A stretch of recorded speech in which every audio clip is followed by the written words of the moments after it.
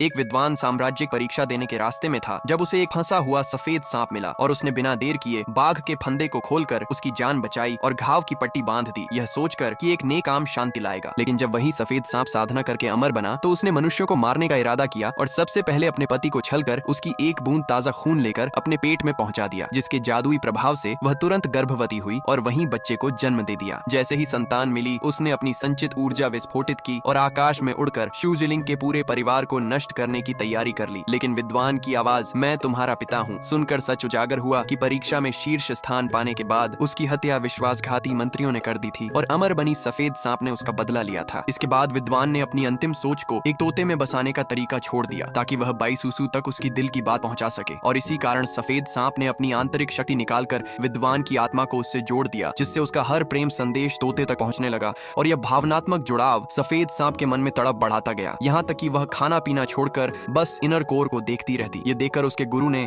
विद्वान का पुनर्जन्म ढूंढकर उसे उसके जैसा चेहरा दिया ताकि उसकी व्यथा कम हो सके, और विवाह की शर्त पर 3 इच्छाएं पूरी करने का वादा भी किया। पर इसी वजह से शूजिलिंग विवाह को हल्के में लेने लगा और शादी के दिन बाईसूसू को छोड़कर अपनी पुरानी प्रेमिका व्हाइट मूनलाइट के पास चला गया। बाईसूसू जानती थी कि उनका रिश्ता सिर्फ औपचारिक था और उसकी भावनात्मक पूर्ति विद्वान के इनर कोर से होती थी, इसलिए उसने नादान बनने का नाटक किया और उस प्रेमिका को भी घर में रहने दिया। मगर लियोनार्ड सुरक्षा न मिलने पर असली पत्नी को नीचा दिखाने लगी और बाईसूसू की दुर्लभ सांप आकृति वाली हेयर पिन देखकर शूजिलिंग को मजबूर किया कि वह उसे दे दे, जबकि वही हेयर पिन विद्वान की दी कीमती निशानी थी। बाईसूसू ने साफ मना कर दिया, जिससे व्हाइट मूनलाइट ने भावनात्मक खेल खेला और शूजिलिंग को अपनी ओर कर लिया। फिर चुपके से बाईसूसू का सबसे प्रिय तोता चुरा लिया। सूसू लौटकर सब समझ गई और शूजिलिंग ने बेहुदा बहाना बनाया, लेकिन उसी क्षण उसका गुस्सा उभरने लगा और वह लियानर पर हमला करने को था जब उसके भीतर बसे विद्वान ने उसे शांत रहने को कहा। इसके बावजूद शूजिलिंग ने दूसरी इच्छा मांग ली कि तोते के पंखों से लियानर के लिए हेयर पिन बनाई जाए, और सूसू ने आंसू भरी मजबूरी में ऐसा किया। तीसरी इच्छा पूरी होने के बाद वह जानता था कि सूसू उससे बदला लेगी, इसलिए वह एक साधु के पास गया जिसने उसे बैंगनी सुनहरी शक्ति दी जिसे वह सफेद सांप के प्रसव के समय इस्तेमाल करे, और यही हथियार लेकर उसने बदला योजना शुरू की। पहले सूसू की प्रिय हेयर पिन चुराई और फिर दावत में उसे सबके सामने टुड़वाकर अपना घमंड जताया। यह देखकर सूसू का धैर्य टूट गया और उसकी शक्तियां उग्र होने लगी, पर उसे शांत करने के लिए इनर कोर ही एकमात्र उपाय बताया गया। इसी दौरान आरोप प्रत्यारोप, बच्चा खोने का दुख और अविश्वास बढ़ते गए और शूजिलिंग ने तीसरी इच्छा के बदले एक और बच्चा मांगा, जिसे सूसू ने अपनी दानवी शक्ति से एक बूंद खून देकर पूरा करने का वादा किया। तभी वह इनर कोर हड़पने की साजिश उजागर हुई और शूजिलिंग ने असली लालच दिखाते हुए उसका इनर कोर छीन लिया, यह कहते हुए कि एक सांप दानव की कोई कीमत नहीं, और वह सब नष्ट करने के लिए उकसाता रहा, जबकि सूसू टूटी हुई अपने अंत की ओर बढ़ने लगी।